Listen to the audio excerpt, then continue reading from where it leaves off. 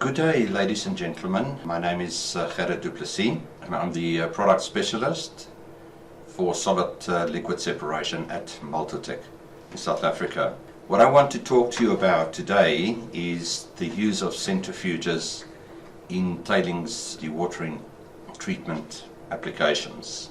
So first of all, I would like to discuss the use of a centrifuge in tailings treatment applications. It is used for dewatering of process streams where you separate the solids from the liquid phase.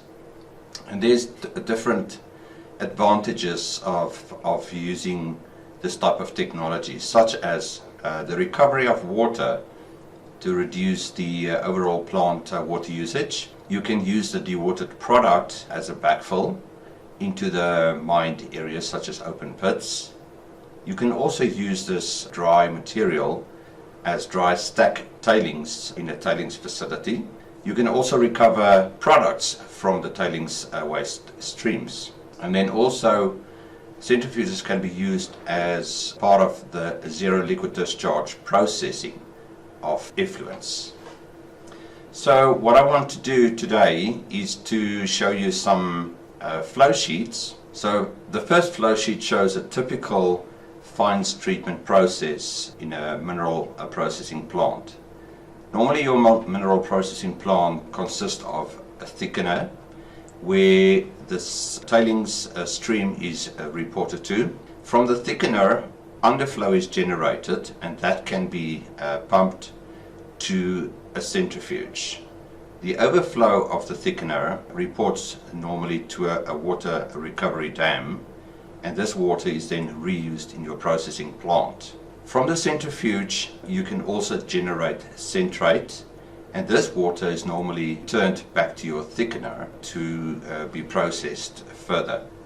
The dewatered solids produced from the centrifuge is then conveyed or transported to a tailings facility. Ultimately, the tailings facility must also have a return water capability, and this is then returned back to the water recovery dam. Just to discuss some advantages of using a centrifuge in tailings treatment is, if you have a facility or a processing plant without a tailings dam facility, the advantage would be that you need a reduced footprint plant because there's no tailings dam facility required. Also, the dewatered product can then be used as backfill, and then also a high percentage of water is then recovered from this process. If you do have an existing tailings facility, by including a centrifuge, you can obviously increase the tailings facility capacity. It can also lead to a more stable tailings dam, and you can have improved effluent because less seepage of water to the groundwater is feasible. Another process that I would like to discuss is the use of centrifuges in water. Now, water is normally contaminated in processing plants, and by treating the water you can recover some products. Normally a processing stream of water involves chemical precipitation, and from the chemical precipitation process you can recover the solids by either filtration or sedimentation with a centrifuge, such as gypsum. Further processing of the water stream involves filtration or ultrafiltration, and then also a reverse osmosis plant. From the reverse osmosis plant, brine is generated, and from the brine you can concentrate that further in a crystallization plant. In the crystallization plant you can produce products such as globe salt, and from this crystallization process you can use a cyclone to dewater the product before it is then introduced into a pusher type centrifuge. A pusher type of centrifuge can be used for dewatering, but also to wash the product and improve the purity.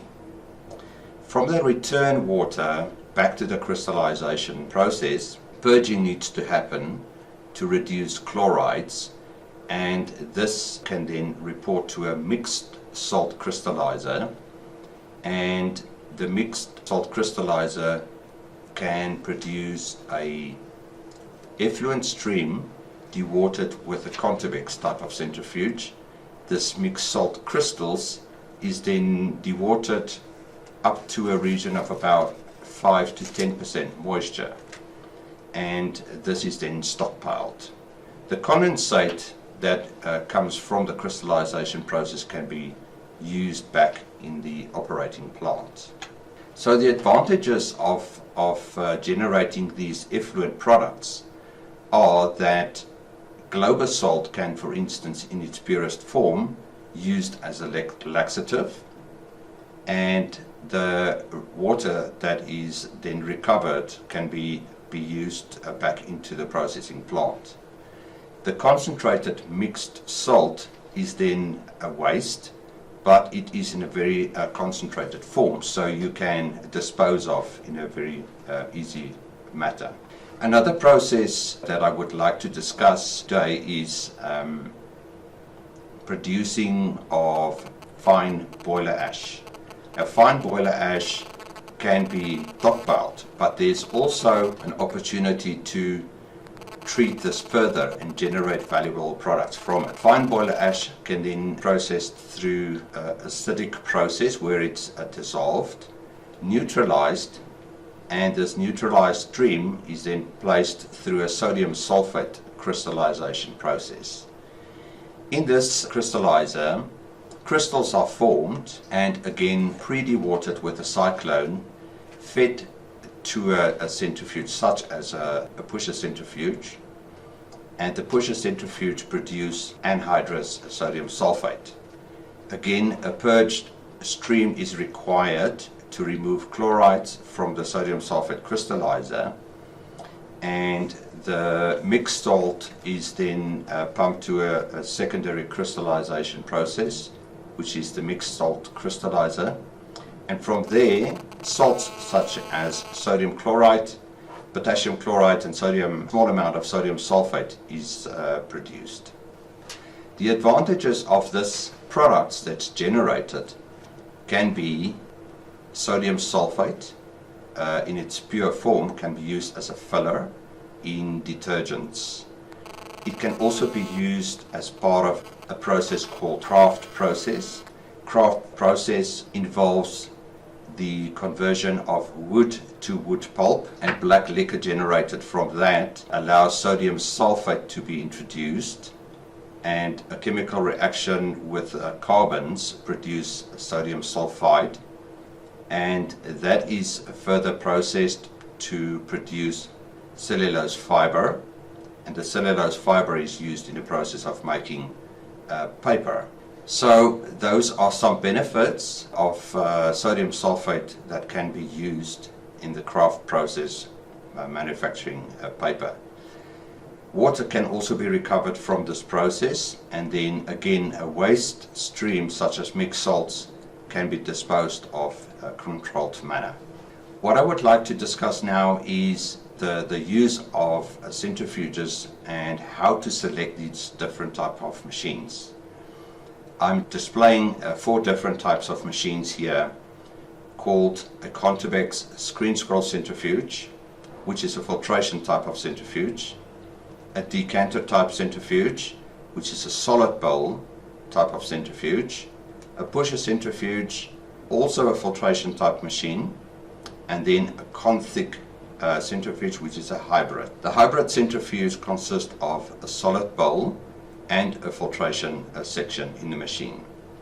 So the selection criteria, on the right hand side I have a table where I want to discuss some of the criteria used to select the type of machine. So a convex machine, for instance, has quite a wide variety of concentration of solids where it can be used at, such as 0 to 90% solids concentration in a slurry stream can be used by this machine. A decanter type of centrifuge is a bit more limited, only to up to 30% solids in concentration. Another point to consider on the selection criteria of centrifuges are the G-forces that the machines can expose the product to. The convex type of centrifuge, as indicated earlier, are used on particle size distributions from 100 microns to 2000 microns. For this type of particle size distribution, G-force criteria up to about 1000 Gs is sufficient to dewater this product significantly. Decanter centrifuges is used for particle size distribution from 5 micron to 1000 microns, and due to the lower particle size distribution, the decanter type of centrifuge can be used and generate G-forces up to 4000 to separate the liquid from the solids. Pusher centrifuges can be used for a similar type of G-force as the convex type of centrifuge, because the particle size distribution range is similar, 100 microns to 2000 microns, and therefore G-forces up to 1000 Gs is sufficient for dewatering. The convex type of centrifuge can be used at a higher G-force because it is a solid bowl and screen type of centrifuge. There, G-forces up to about 2000 Gs is possible to generate. Another point to consider during the selection of centrifuges is the residence time to dewater the product. A convex machine can produce a product from 1 to 10 seconds, a decanter from 1 to 25 seconds. A pusher centrifuge has quite a long residence time, from 3 seconds to 200 seconds. The convex from 1 to 10 seconds. Something to point out on the pusher centrifuge is the long residence time up to 200 seconds gives you a good opportunity to wash a product and to improve the purity of that. I would like to discuss the advantages of centrifuges and to narrow down on the type of machine is to put it through a test work regime. So these are normally performed in 2 phases.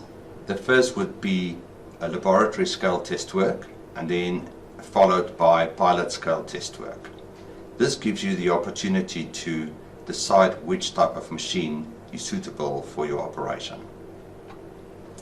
So there's some different type of tests that one can conduct in laboratory scale test machines.